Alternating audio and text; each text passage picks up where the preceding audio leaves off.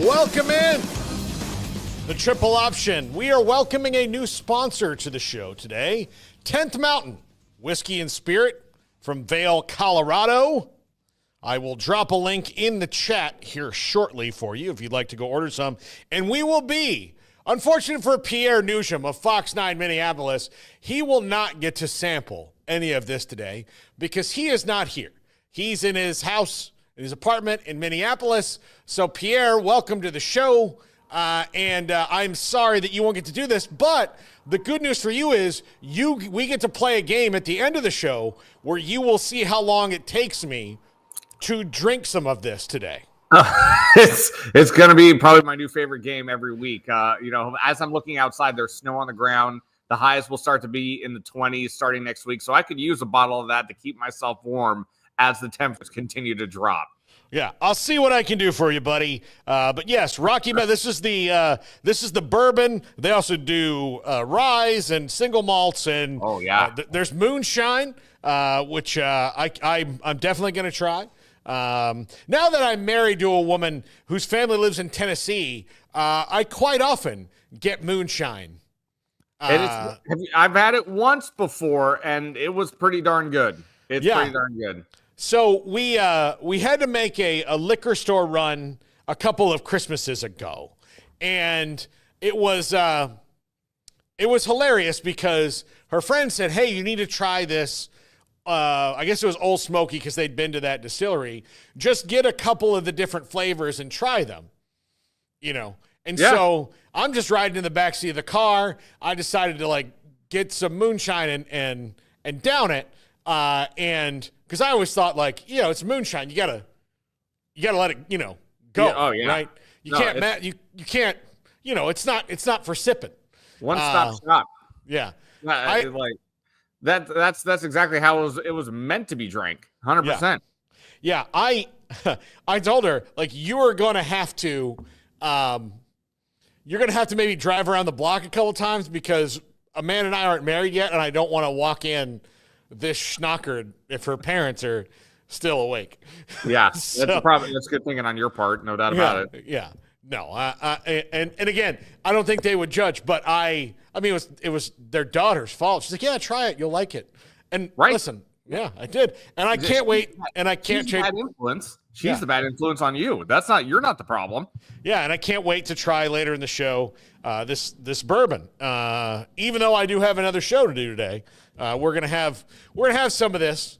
We're going to test it out. Jack's excited. Jack's going to sample it as well. Yes, definitely. And who knows? We might need it to make it through that show. Yeah, you never know. Yeah, you never know what's going to happen on any given day here. Pierre, in our, I did want to say this beforehand. You and I have talked long about being on The Amazing Race together. Yes, we have. Yes. I actually think Amanda and I have been going back and watching old seasons, right, to study up. So one of the big things is because I'm a fat shit, I need to get back in shape. So I've been going over things I need to work on so that you and I can compete in the race. Okay. And I need to find a rock climbing wall. Okay. Yeah. I need to maybe shovel, learn how to shovel things maybe a little bit better, move dirt. There's a lot of things that they do. You're more than welcome to come and practice shoveling snow up here. You're going to get plenty of opportunity in the next handful of months. Yeah, maybe before, when we get picked, we'll have some time. Yeah. And I'll just come up there for a couple of weeks and shovel snow. I feel like we have a Rocky montage planned for you. Getting ready for the Amazing Race. This screams montage. Oh, it absolutely screams montage. It absolutely screams montage. And I think just judging on what we do, they would maybe pick us because we have a podcast together. Yeah, 100%. I mean, mine would be in terms of what I need to work on. I have a horrendous short-term memory. You could tell me your name and your date of birth and your social security number right then and there, and I could not repeat it to you at all.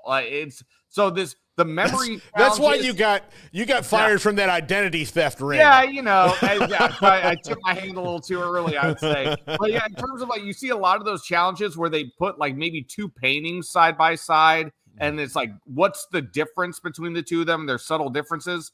That's where I would definitely fall short. 100%. Yeah, absolutely. So that's where I'm, that's what I'm worried about. I want to make sure we do that. Like, distance running is important. You got to have some endurance. You got to build that up. Yeah, for sure. You can't. I'm currently doing that, by the way. I've decided that, since my cholesterol numbers are less than ideal, according to said doctors who have seen me over the last couple of years, I said, if you don't get the cardio in, you are going to die. So that's probably that's been my biggest motivation so far. Eating a lot of oatmeal, are you? No, I will not stoop that low. That is vomit on a plate, and I will not eat that. Look, I'll tell you, you just got to look online. There's lots of good overnight recipes. You cook it in a crock pot. Here you get some oatmeal, Pierre. You get some nice apples, whatever your favorite kind are, Pink Ladies, Granny Smiths, Honey Crisps. Fuji's. I would go with Fuji's. You like Fuji? Yes. You slice up your apples. You put your oatmeal in the water, whatever you need to, cook it in. Some people cook it in milk. Sure. You can throw in like vanilla protein powder, like some other things. This is back from my fitness days. You throw that in, a little cinnamon, boom. And that's the trick. That's the trick. Your house will smell great. It'll smell like apple cinnamon. And it's the perfect time of year for that too. It's like a candle you can eat. And then I might give it another try, but I just remember the texture of it is just. Yeah, you gotta do some fun stuff with it. Yeah, you gotta do some fun stuff with it. Back. Look, here's the thing. I found out there's a lot of people online that have these great recipes. Apparently, I watch Instagram. You can make anything out of cottage cheese now. Really? You can make queso. You can make ice cream. You can make bacon, maybe, I don't know, but you can make anything out of cottage cheese. Cottage cheese, and I'm a cottage cheese fan. It's good. I am too. I like cottage cheese. Yeah. So anyway, we'll get there. We'll get lean and healthy by eating oatmeal and cottage cheese and shoveling snow and climbing rock walls. The thing I'm scared of is because I know what both of our strengths are, even at our strongest. I think they're going to have like a climbing thing, and we're going to be like, oh man, we better have the express pass. Like that's. Yes. Yeah. We will be shooting for the express pass every single leg if we can. Oh, absolutely. That is what we're going to be doing. So I think the advantage, you and I have never had an argument ever. No. And we are of like mind on things. Yes. That is our advantage. And that's how we win the amazing race is that we won't argue. We'll also take 5 extra seconds to read the whole clue. No, my number one pet peeve on the show. People do not read the clue in its entirety and they get themselves in trouble. And I said, it's right in front of your face. Read the whole clue. And on top of it, to the point you just mentioned in terms of us never arguing before, this is why I watched the show, why I got into it in the first place. To see 2 people, or maybe sometimes 4, depending on the season, who claim and say that they love each other, how they treat each other under duress. That is the number one reason for me watching the show. You see 2 people who claim to love each other, but when one's walking a little slower than the other, or one didn't get their bag, or one forgot an item at the checkpoint, oh boy, it's interesting to see who treats who and how under these very strenuous circumstances. Yes. So you and I, here's the thing. We could take a minute and sometimes they get in such a rush that you're you're not going to lose this by 10 seconds right now. Right. There's still, yes. There are still 3, you're just at the first thing of the day. Right. There's not going to be just this one thing and then nothing. And the misconception I think that the viewers have on that show is the contestants, even though they know they're behind, they probably they generally, for the most part, you can tell, have a really good idea of where they are in the standings too. It's not because you're watching it all edited and you're probably thinking they don't know so-and-so has already taken off. They typically seem to have a good idea of where they are. So knowing that between me and you, we don't have to rush. There's no need to rush. Mm-hmm.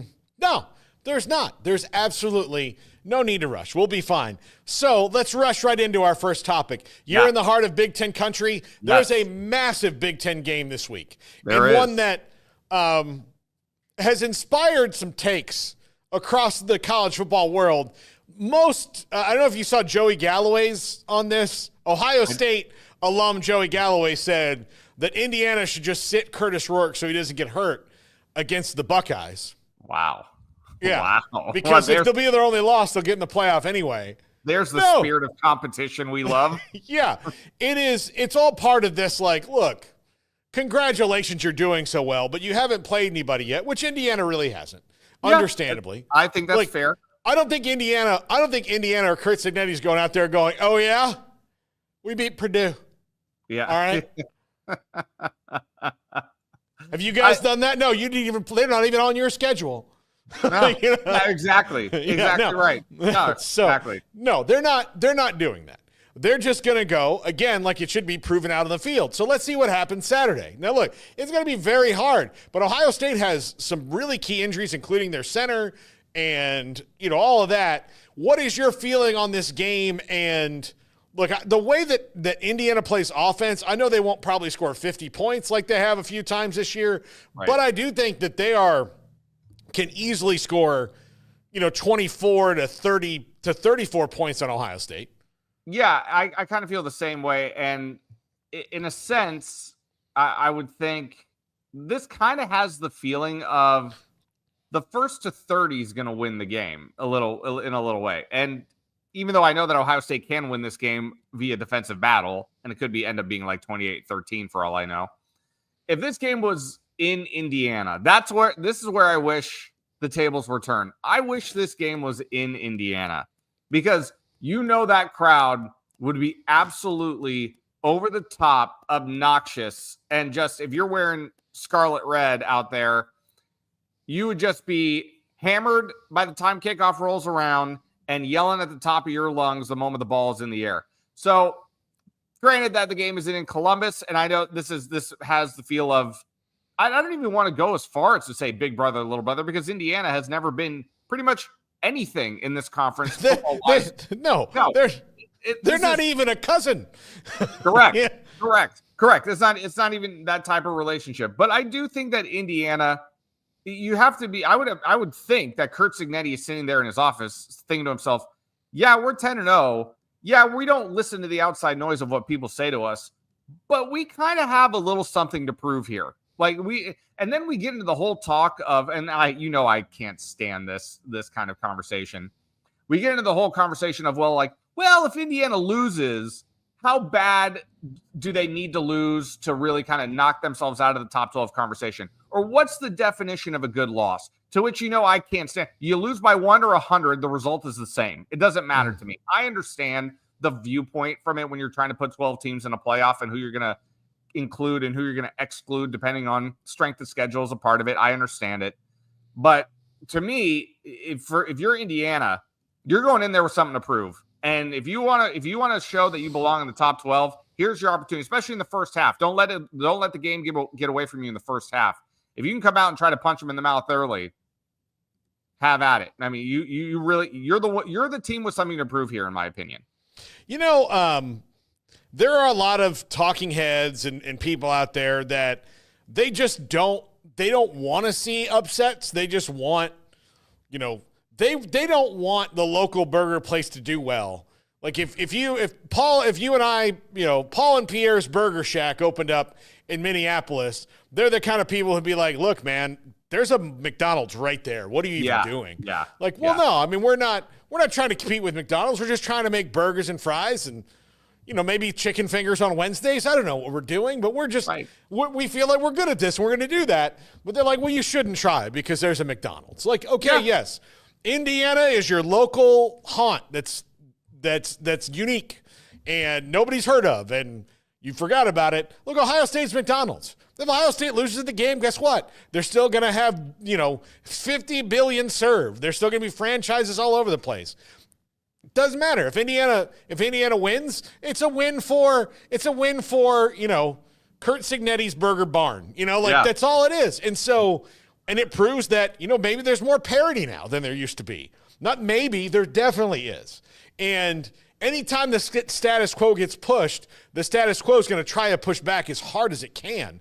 Yes. And I don't foresee I don't foresee a future where this doesn't change. I think that eventually, with all the talent being spread out, with teams being able to go, look, they can go get NIL from a different place. They can play right away. Like, those kind of things are going to hurt the depth of the Ohio States of the world. So let's just go grip it and rip it out on the field, and let's get it done. And stop worrying about, like, should Kurtis Rourke sit? Because, dear God, they have no chance. Like, no, they're good. They have a chance. We have not seen them play a good team this year, and this is their Super Bowl. Yeah. Right now, right before they get to the playoff, this is the thing. 100%. So let's go. I mean, don't think that they're not going to come out and, be throwing haymakers, because they will. And I don't understand, like, I hadn't heard what Joey Galloway had said until you just mentioned it. And to me, it's just such an absolute disgrace to even suggest something like that in the spirit of competition. And on top of it, too, let's say for the sake of example that Indiana did sit Kurtis Rourke for this game and they get blown out by 40. That could very well be the difference between them making the top 12 and not making it in. If they play with Kurtis Rourke and maybe they lose by 10, 14, and the committee looks well upon them, perhaps they competed hard and were down 7 late in the fourth, and then Ohio State scores a touchdown to kind of put the game away with under 3 minutes to play or something like that.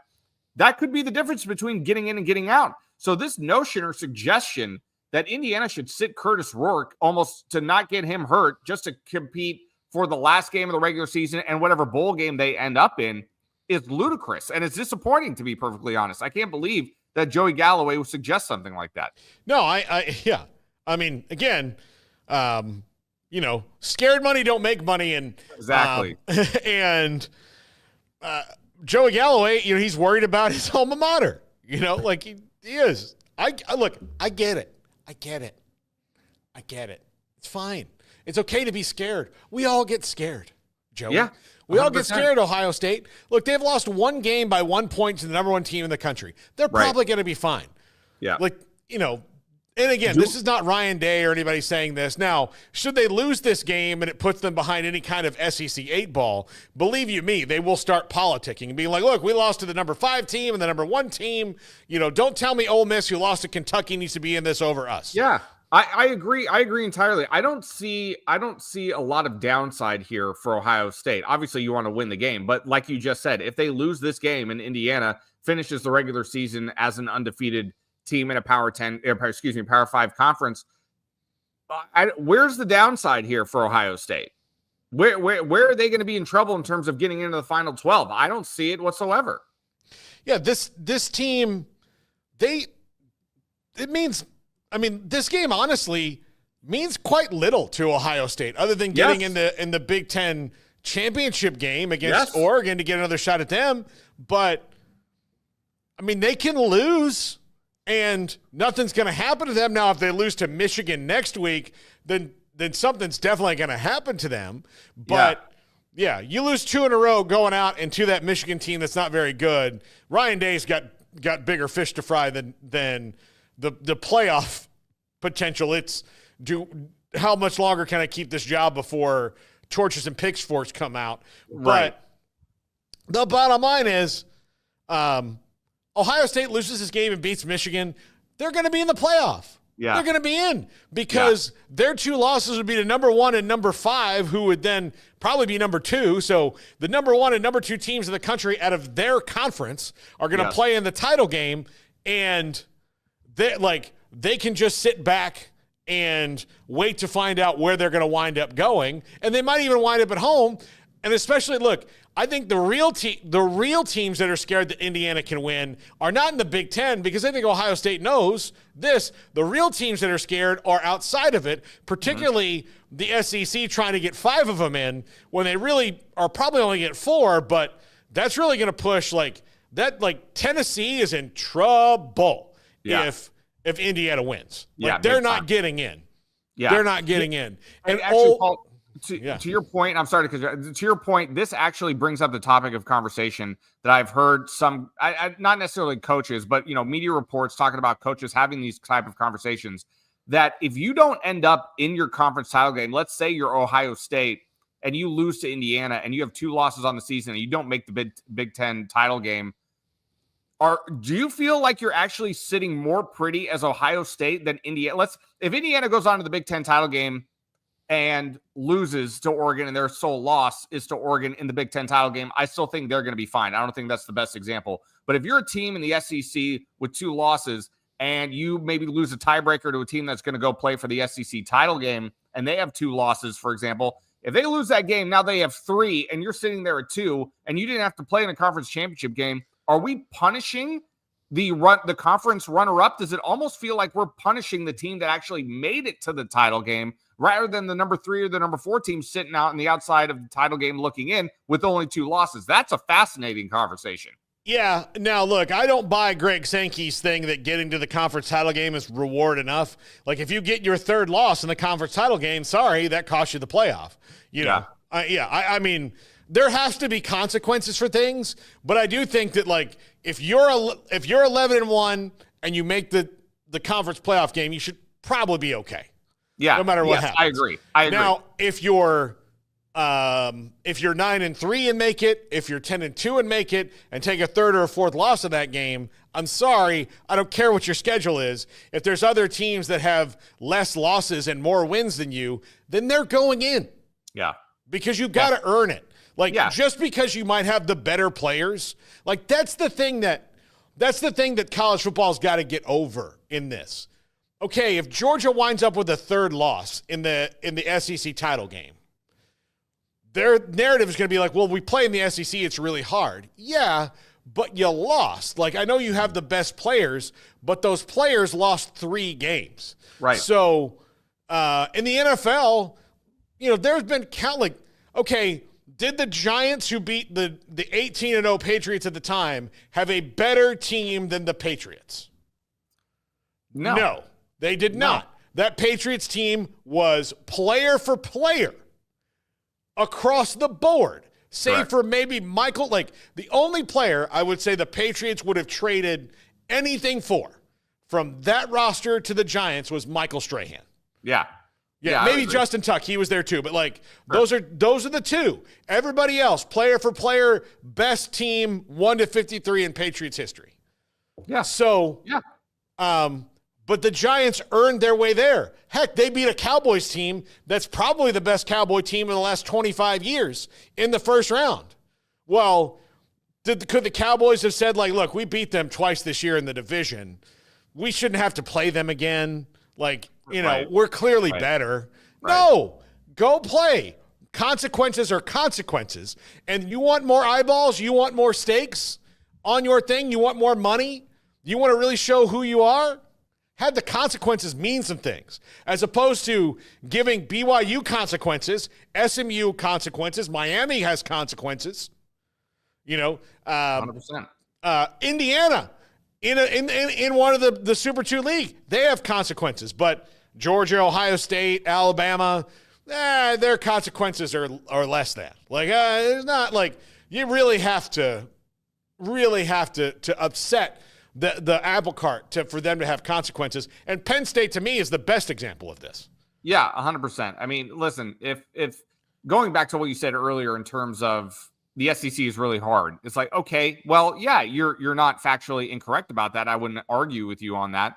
However, if you're Georgia and you finish at 9-3, you kind of, my argument would be, well, yeah, it's hard. And yeah, I understand that, you had a tough schedule, but how come Texas and Texas A&M went 10-2 or 11-1 or 12-0? How come they did it and you didn't?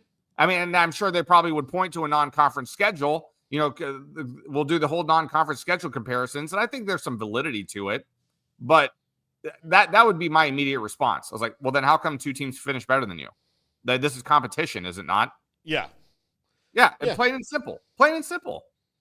Yeah, absolutely. So, yeah, I not for 1 second do I buy that, like, hey, the real reward is the friends we made along the way nonsense that Greg Sankey's like, oh, well, it's reward enough. Okay, well, if making the SEC title game is reward enough, making every title game should be reward enough, right? Yeah. So, I mean, why not? Yeah. So, you know what? But guess what? You don't have that many spots, do you, Greg? So if you do that, if you apply it evenly to all the conferences, then every team that makes the conference title game is automatically in. So right now it would be Colorado and BYU. They're both in. You know, Ohio State and Oregon, they're both in. You know, the two from your league, they're both in. Well, now, look, we're at 8 already, right? Well, we promised Notre Dame if they were in the top 12 of the final rankings, they'd be in, so they're in. Oh, well, now we got to take that one G5, so they're in. Oh, we're running out of spots, aren't we there, G-Money? Yeah. Aren't we, buddy? So, again, we have to figure out a way in college football to apply even metrics. And to do that. And look, there's something, look, strength of schedule needs to mean something. It absolutely does. But we also need to have a reasonable, year-to-year thing. It doesn't need to be, this is Alabama we're talking about here. No, this is 2024 Alabama. This isn't Bear Bryant, Alabama. This isn't Nick Saban, Alabama. This is Kalen DeBoer's Alabama in 2024. That's what matters. Maybe we should come up with, a computer that can calculate things, that could maybe spit out statistics that could get us the best teams in college football. And here's the thing. Somebody ran the BCS numbers through, and it had the committee's pretty much right on that. Like, it only flipped seeds. It had the same 12 teams in. It only flipped seeds. So where they rank. So maybe the committee, I don't have a problem with the 12 teams that are ranked right now. Although I would flip SMU and Miami. I think SMU is better, but all around. But I think the committee keeps forgetting they're in the ACC and not the AAC anymore. Right. Yeah. But if they actually use that, because I think they do look at it and they go, okay, and then here comes but do we really think? Do we really that question needs to go. Do we really think? Yeah. No. Who's earned it? Do we the only thing is, do we really think this team has earned it? And if there's a 3 behind on their loss record, there better be a 3 on other people's loss records. Yeah. Or they're not getting in. In that top 12, there better be multiple 3s. If there's 1s and 2s all over the place, sorry, that third one, that kept you out. This is the kind of the same type of conversation that I have with people on a regardless of topics, whether it's sports, whether it's politics, whether it's whatever, what have you. I don't live in the world of coulda, woulda, shoulda. We don't live in should land. We live in what is. And what is the facts in front of you right now in terms of every single team's resume and what they've done to this point. And even though, like you said, Miami and SMU is a perfect example, it's but it's Miami. And yes, SMU is a cute little story. What is? Show me the facts, show me the numbers, show me all the evidence as to why Miami should be in over SMU. And I'm sure we're going to have a lengthy debate about that. And I can't wait for a couple of weeks to go by and we could finally start having these talks about who got in and who didn't. Yes.